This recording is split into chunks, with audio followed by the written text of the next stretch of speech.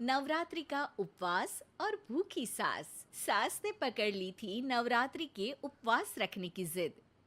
9 माताओं के लिए 9 दिन व्रत रखूंगी। मैया की भक्ति में शक्ति है। मैया हमारे परिवार को अपना आशीर्वाद जरूर देंगी। लेकिन अपना शरीर तो देखिए माँ जी, आपका एक पाँव घर में रहता है और एक पाँव डॉक्टर के यहाँ। फिर से बीमार हो गई तो जय माता दी के साथ राम नाम सत्य भी। अरे राम राम राम, कैसी बातें कर रही हो बहू। राम नाम सत्य हो मेरे दुश्मनों का। मुझे व्रत रखने से मत रोको बहू।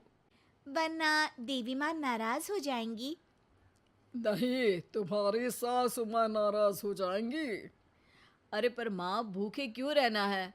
देवी माँ थोड़ी ना चाहती होंगी कि उनके भक्त भूखे रहें। और आपकी तो सारी मनोकामना पूरी हो चुकी है ना माँ। लालच है बेटा, लालच बुढ़ापे में भी खत्म नहीं होती। अरे तुम चुप करो जी।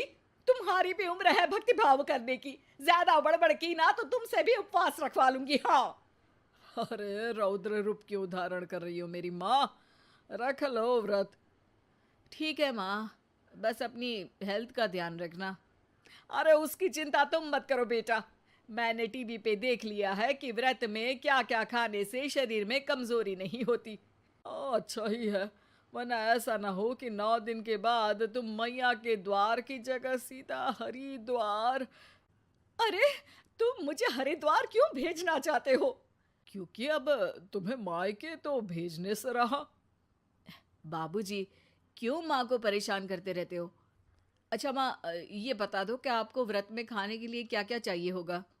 सास के सामने सब हार जाते हैं। माँ के कहे सामान को बेटा लेकर आता है। नवरात्रि का पहला दिन है। नाश्ता कर लो, स्वस्थ रहो, मस्त रहो। मेरा व्रत से ध्यान भंग मत करो। अच्छा ठीक है ठीक है। भूख लगेगी तो मेरी तरफ मत देखना। आई बड़ी। तुम कोई खाना हो जो तुमको देखूंगी। आए बड़े।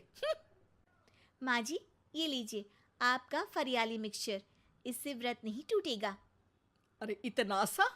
दिन भर भूखी रहने वाली हूँ, थोड़ा तो और ला दे। पर ये सब तो सपोर्ट के लिए होता है ना माँ जी, पेट भर के थोड़ी ना खाना होता है। करवा चौथ का व्रत नहीं रख रही हूँ जो कुछ ना खाऊं पीऊं। हाँ यार, ये तो मैंने सोचा ही नहीं। तुम इतने सारे व्रत रखती हो तो मेरे लिए करवा चौथ का व्रत क्यों नहीं रखती? अरे जुबान पे तुम्हारा नाम न रखूं, व्रत क्या खाक रखूंगी तुम्हारे लिए।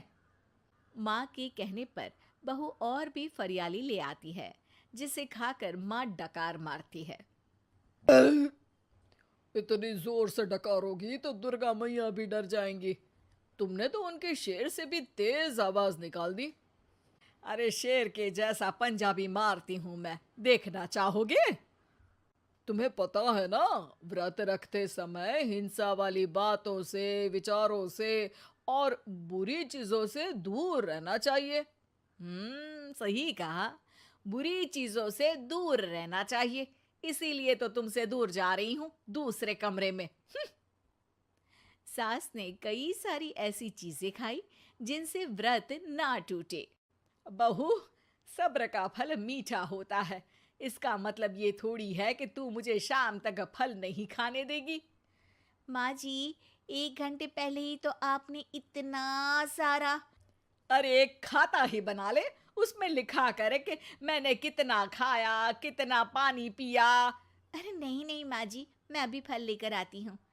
जोर से बोलो। नहीं माँ जी, मैं फल लेकर आती हूँ। अरे ये नहीं, जोर से बोलो, जय माता दी।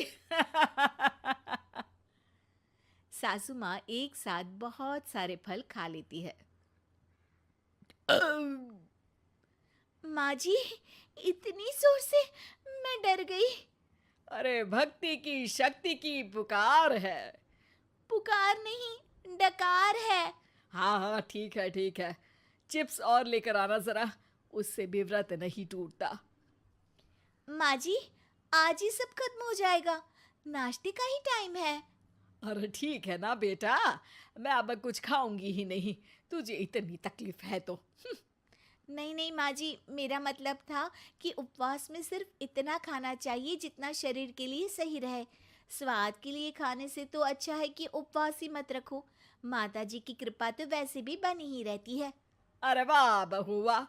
एक ढोलक और हारमोनियम भी लेकर आना और प्रवचन करने लग जा। श्री श्री 108 बहु ईश्वरी माता। माँ जी, मैं आपके लिए चिप्स लेकर आती हूँ। बहू की सही सलाह को भी सास नजरअंदाज कर देती है। थोड़ी देर में बहू सास को चिप्स लाकर दे देती है। आलू की चिप्स, आहा मजा आ गया। आलू किसी भी सब्जी में चला जाता है। आलू पनीर, आलू पालक, आलू टमाटर, आलू भिंडी और तो और पराठे में भी चला जाता है। वैसे ही इंसान को भी हर स्थिति में आलू जैसा होना चाहिए। थोड़ी देर में वहां ससुर जी आते हैं।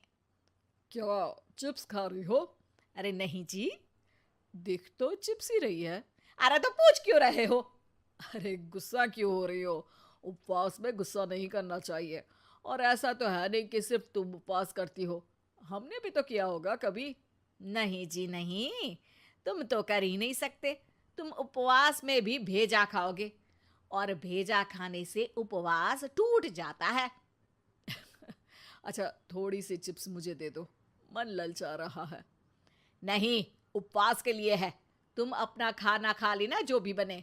पूरा दिन सास कुछ ना कुछ खाती रहती है।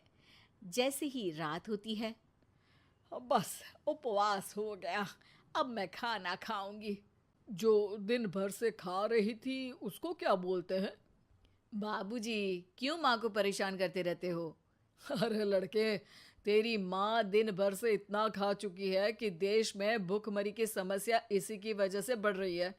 और खाने की दिक्कत नहीं है, कितना भी खाए लेकिन सेहत इधर उधर होती रहती है।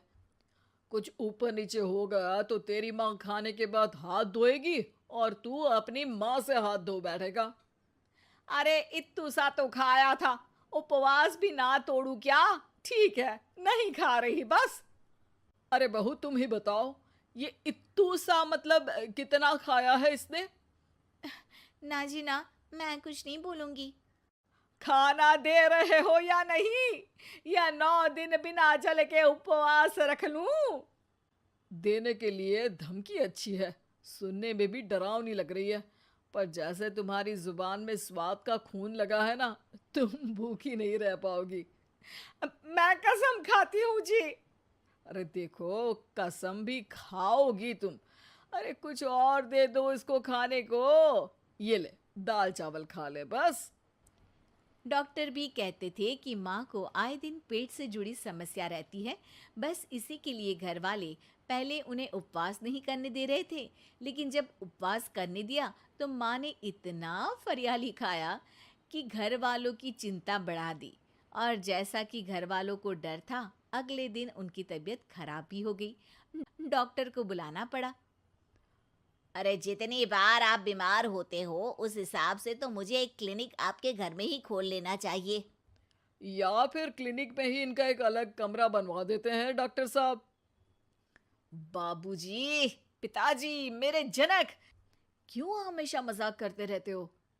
डॉक्टर साहब, माँ का पेट खराब है। क्या खाया था? जो मिला जो दिखा सब कुछ। अरे बस भी करो जी। बस तो तुमको करना था खाते वक्त। देखिए, खाना अच्छी बात है और उपवास भी आदमी को रखते रहना चाहिए, लेकिन तब जब शरीर लायक हो। पहले दिन ही बीमार हो गई तो 8 दिन कैसे होगा? आप व्रत मत रखो और खाने पीने पे ध्यान दो। मैं गोलियां दे रहा हूँ। आप भी कुछ खाने को ही दे रहे हो?